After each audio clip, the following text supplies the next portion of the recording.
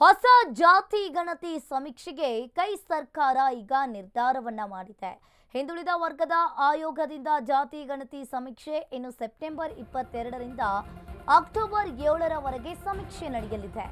ಇನ್ನು ಹೊಸ ಜಾತಿ ಗಣತಿಗೆ ಕೈ ಸರ್ಕಾರ ನಿರ್ಧಾರವನ್ನ ಮಾಡಿರುವಂತದ್ದು. ಈಗಾಗಲೇ ಹಿಂದುಳಿದ ವರ್ಗದ ಆಯೋಗದಿಂದ ಜಾತಿ ಗಣತಿ ಸಮೀಕ್ಷೆ ಕೂಡ ಆಗ್ತಾ ಇದೆ. ಸಮೀಕ್ಷೆಯ ವೇಳೆ 60 ಪ್ರಶ್ನೆಗಳನ್ನ ಕೇಳಲಾಗುತ್ತದೆ.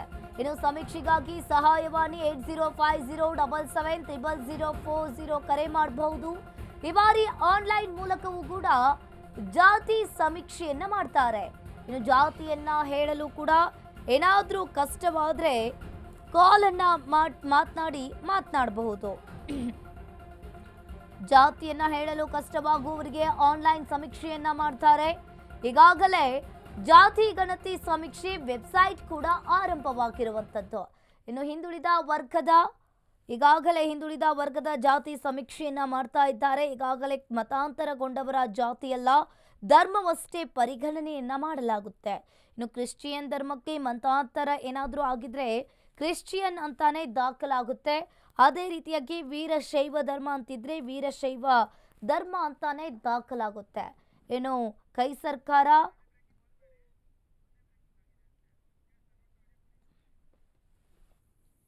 ಈ ಸಮೀಕ್ಷೆ ಮಧುಸೂದನ್ ನಾಯ್ಕ ಅವರ ಅಧ್ಯಕ್ಷತೆಯಲ್ಲಿ ಇರ್ತಕ್ಕಂಥ ಹಿಂದುಳಿದ ಆಯೋಗ ಇವರು ಜಾತಿ ಗಣತಿಯನ್ನ ಸಮೀಕ್ಷೆಯನ್ನ 2025 ಸೆಪ್ಟೆಂಬರ್ 22ರಿಂದ ಅಕ್ಟೋಬರ್ 7ರವರೆಗೆ ಸೆಪ್ಟೆಂಬರ್ 22, 2025 ಅಲ್ಲಿಂದ ಅಕ್ಟೋಬರ್ 7ರೊಳಗಡೆ ಮುಗಿಸ್ಬೇಕು ಅಂತ ಮಾಡಿದ್ದಾರೆ. ಯಾಕಂತಂದ್ರೆ ಈ ಅವಧಿನಲ್ಲಿ ದಸರಾ ರಜಾ ಇದೆ.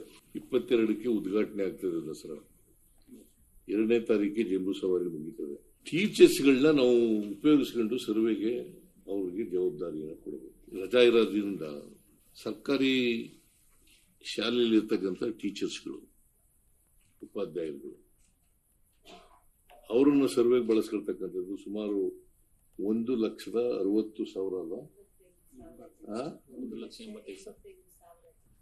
1,75,000 ಉಪಾಧ್ಯಾಯರುಗಳನ್ನ ಈ ಕೆಲಸಕ್ಕೆ ನೇಮಕ ಮಾಡ್ಕೊತಾ ಇದ್ದೀವಿ. ಅವರಿಗೆ ವಿಶೇಷ ಸುಮಾರು 20,000 ರೂಪಾಯಿನವರೆಗೂ ಕೂಡ ಕೊಡ್ತೀವಿ ಅಂತ ಹೇಳಿ ಮಾಡ್ತಾ ಇದ್ದೀವಿ. ಇದೇ ಜಾಸ್ತಿ ಆಗ್ತಾ ಇರ್ತಕ್ಕಂಥದ್ದು. 20,000 ಮಾಡ್ತಾ ಇದ್ದೀವಲ್ಲ, 1,75,000 ಟೀಚರ್ಸ್ಗಳಿಗೆ ಅವರಿಗೆ 325 ಕೋಟಿಯಷ್ಟು ರೆಮ್ಯುನರೇಷನ್ ಆಗುತ್ತೆ. ಕಾಂತರಾಜ್ ವರದಿ ಮತ್ತೆ 54 ಇತ್ತು, ಈಗ 6 ಜಾಸ್ತಿ ಮಾಡಿದ್ದಾರೆ, 6 ಪ್ರಶ್ನೆಗಳು ಜಾಸ್ತಿ ಮಾಡಿದ್ದಾರೆ. 60 ಪ್ರಶ್ನೆಗಳನ್ನ ಕೇಳ್ತಾರೆ. ನೀನು ಯಾವ ಧರ್ಮದವನು, ಯಾವ ಜಾತಿಯವನು, ನಿನ್ನ ಶೈಕ್ಷಣಿಕ ಪರಿಸ್ಥಿತಿ ಏನು, ನಿನ್ನ ಸಾಮಾಜಿಕ ಪರಿಸ್ಥಿತಿ ಏನು, ನಿನಗೆ ಉದ್ಯೋಗ ಇದೆಯಾ ಇಲ್ವಾ, ನಿನ್ನ ಜಮೀನುಗಳಿದೆಯಾ ಇಲ್ವಾ.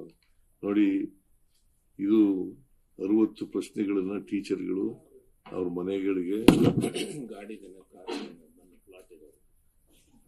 ಹೋದಾಗ ಕೇಳ್ತಾರೆ. ಅದಕ್ಕೆ ನಾನು ಎಲ್ಲ ಜನರಲ್ಲಿ ಮನವಿ ಮಾಡೋದೇನಪ್ಪಾ ಅಂತಂದ್ರೆ, ತಪ್ಪದೇನೆ ಇದರಲ್ಲಿ ಪಾಲ್ಗೊಳ್ಬೇಕು. ನಂಬರ್ 1. ನಂಬರ್ 2, ಈ 60 ಪ್ರಶ್ನೆಗಳಿಗಿದೆಯಾ ಕೇಳ್ತಾರಲ್ಲ, ಅವಕ್ಕೆಲ್ಲ ಉತ್ತರ ಕೊಡಬೇಕು.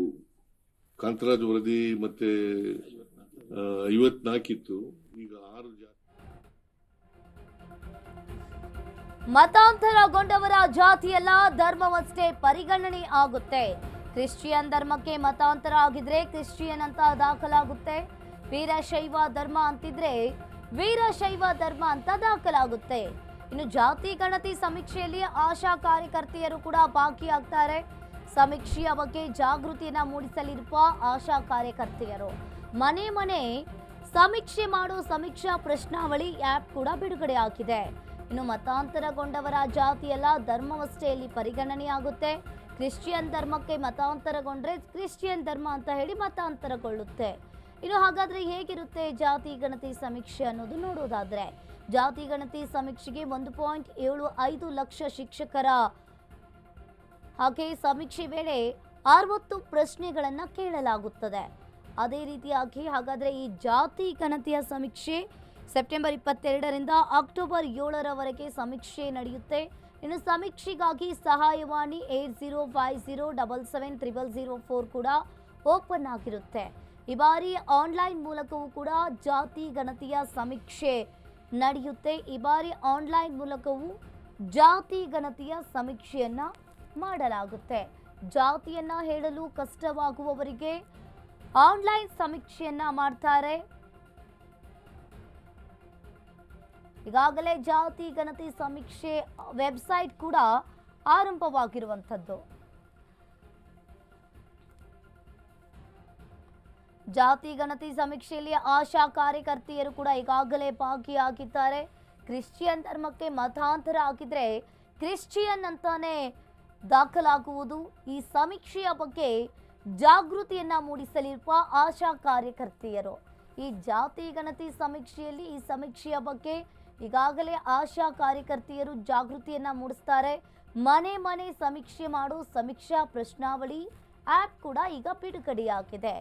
ಇನ್ನು ಹಾಗಾದ್ರೆ ಮತಾಂತರಗೊಂಡವರ ಜಾತಿಯಲ್ಲ, ಇಲ್ಲಿ ಧರ್ಮವಷ್ಟೇ ಪರಿಗಣನೆಯನ್ನ ಮಾಡಲಾಗುತ್ತೆ.